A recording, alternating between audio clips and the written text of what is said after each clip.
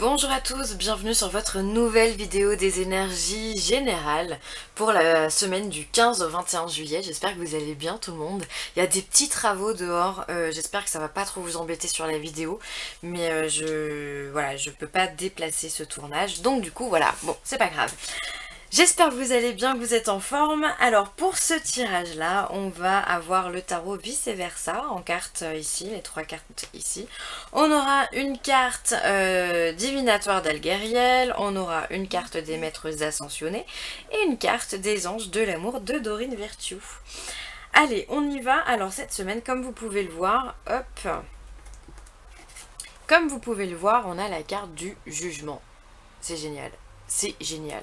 C'est une carte que j'adore, qui est très lumineuse. C'est la carte de la renaissance, c'est la carte aussi de la renommée, de la gloire. C'est vraiment, comme on peut le voir, derrière on a des cercueils avec des humains qui arrivent, comme s'ils étaient sortis de leur tombeau pour pouvoir finalement revivre. Donc on est vraiment sur le principe des morts vivants. Enfin moi je l'interprète comme ça, d'accord. La mort ici qui est tenue dans les mains de ce monsieur et l'œuf qui est tenu par la femme finalement, donc qui féconde les énergies. Donc on est vraiment sur une douce énergie, on est sur le moment où finalement on nous donne la deuxième chance, d'accord. Mais c'est un moment qui est quand même intense, puisque c'est pas n'importe qui hein, qui vient faire le jugement. Là on voit que c'est un ange. C'est un ange qui vient nous sonner les cornes, d'accord, nous intimer l'ordre de reprendre notre vie en main, d'accord. Donc on est vraiment sur une phase où on vous dit je te donne l'opportunité mais loupe-la pas. Hein. Donc ça sera ça pour cette semaine, ou en tous les cas comme vous le savez, les énergies sont générales, donc elles peuvent pas s'enfermer de semaine en semaine, mais ça va planer en ce moment, les choses elles vont être remises dans leur contexte, dans l'ordre dans lequel elles doivent se faire, et voilà. Donc à côté de la carte du 9 d'épée, hop, 9 d'épée, 9 d'épée, très très beau. Alors le 9 d'épée c'est quand même une carte qui vient nous parler des tourments psychologiques. Hein. On a du mal à savoir quelle épée on doit regarder. Hein. Là on le voit, le bonhomme là il regarde un petit peu dans le flou, on sait pas, il y a trop d'épées quoi clairement, donc il y a trop de pensées. Donc on peut être dans un surmenage. Mais à côté de cette carte du jugement, pour moi, on sera plus sur un côté de libération, un aspect de libération des énergies. On vient vous libérer de ce tourment-là en disant, bon allez, c'est bon, là maintenant, c'est l'heure d'y aller, hein, d'accord, on va pas attendre comme ça pendant 107 ans. On va y aller, on fonce, et je te donne ta deuxième chance. Pour moi, regardez comme cette première carte ici, elle est très solaire, quoi. Il y a beaucoup de jaune, il y a beaucoup d'orange. Donc au niveau des chakras, on va être sur le chakra sacré, donc les envies, les plaisirs, et le plexus solaire, et donc là, on va être sur la réalisation finalement de ce qu'on a envie de mettre en place. Donc c'est très chaud, c'est très... On a envie quoi, finalement on y va, on fonce, d'accord. On est sur des couleurs qui sont... le jaune aussi c'est la couleur de la joie, donc on a envie d'y aller, on fonce. Hein. Et ensuite, on n'a pas n'importe qui à côté de nous, on a quand même la reine de bâton. La reine de bâton, regardez comme elle est absolument posée, sereine. Elle est dans la forêt et absolument rien peut l'atteindre, d'accord. Donc on est sur une énergie finalement, elle aussi elle est extrêmement solaire. Pour moi elle s'apparente vraiment à l'impératrice, cette reine de bâton, parce qu'elle est chaleureuse, elle est festive, elle a beaucoup d'énergie et surtout elle sait placer son énergie exactement comme il faut, au moment où il faut, à bon escient comme on dit. Donc finalement j'ai l'impression que c'est une semaine où on va se libérer et on va remettre les choses à leur place. On va remettre les choses en ordre. Alors peut-être que ça va être une semaine où on va être amené à faire du rangement, à faire du nettoyage, à faire du tri dans ses affaires, dans son grenier, dans sa cave, à faire du tri dans ses amis, dans ses relations, à prendre conscience qu'il y a pas mal de choses qui ne vont pas ou qui ne vibrent plus avec nous, donc on va venir couper des liens. Pour moi, il y a une grosse notion de nettoyage énergétique. Il y a des choses qui ne nous conviennent pas avec ce 9 d'épée, d'accord, c'est indéniable. Et ben on va venir faire le tri. On va venir faire le tri cette semaine. Donc ça c'est hyper important parce que on va venir vraiment se libérer quoi des choses qui ne nous correspondent pas. Peut-être qu'on va prendre conscience que notre travail n'est pas le bon, qu'on n'est pas heureux et épanoui dans ce travail-là, donc on aura envie je sais pas, ne serait-ce simplement que de chercher autre chose. de voir ce qu'il peut y avoir comme offre sur, je sais pas, Indeed ou le Pôle emploi, peu importe, mais on va faire cette démarche-là, d'aller ailleurs, d'aller vers des choses qui sont plus sympas pour nous.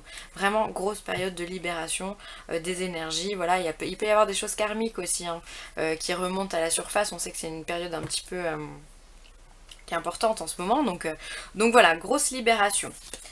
Ensuite, on a la carte 32, ouais, 32, qui est la carte du tunnel, c'est la dernière carte du jeu d'ailleurs. La carte du tunnel, bah, simplement, c'est la lumière au bout du tunnel. Enfin, on touche à ce qu'on a envie de réaliser. Enfin, on sort de cette obscurité pour retrouver des choses qui nous correspondent. D'accord? C'est la notion de cette deuxième chance-là. C'est-à-dire que voilà, on a galéré, on a avancé dans le noir, on savait pas où on allait. Pardon pour le téléphone, mais maintenant enfin on voit la lumière, on la perçoit, on la touche du doigt, d'accord? Donc qui dit voir la lumière, dit encore une fois libération, dit encore une fois couper des liens qui peuvent aussi nous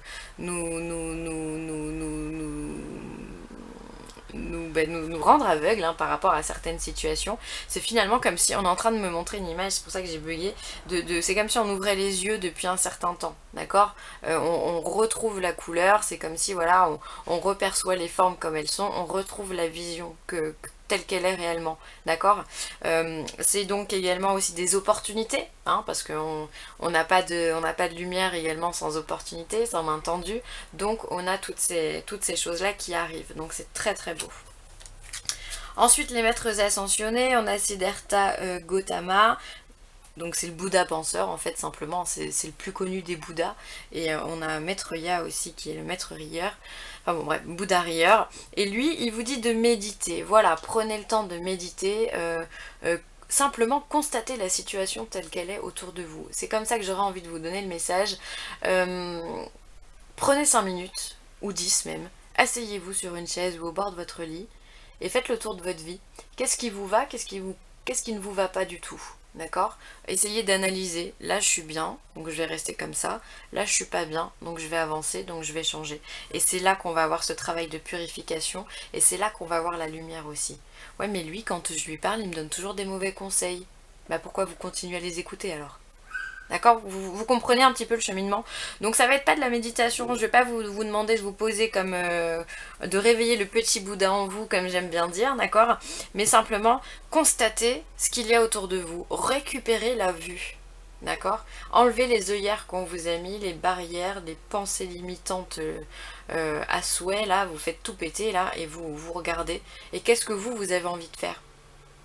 Quelles sont vos envies, quels sont vos besoins? Qu'est-ce qui vous fait vibrer?